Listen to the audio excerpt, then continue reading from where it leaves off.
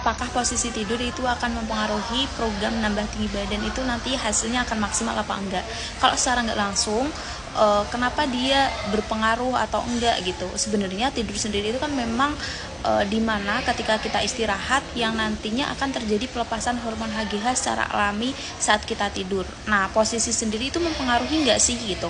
Kalau hasil yang saya pelajarin itu mempengaruhi. Kenapa? Karena ketika posisi tidur kita tepat, yang terentang gitu ya, lurus, terus kalau bisa juga nggak usah pakai bantal dulu, itu akan membantu perbaikan hormon HGH-nya itu lebih baik lagi. Selain itu juga akan membantu untuk memperbaiki postur tubuhnya gitu. Jadi tidur itu mempengaruhi, tetap walaupun nggak yang sedominan itu, tapi dia cukup untuk membantu.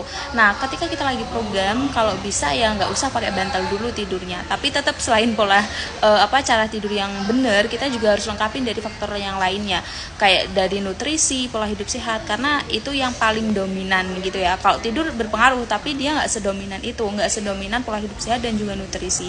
Nah, ngomongin soal nutrisi dan pola hidup sehat, saya waktu itu ketika program di usia 18 tahun akhirnya nambah 2 cm, itu saya benar-benar perhatiin dari nutrisi dan pola hidup sehatnya.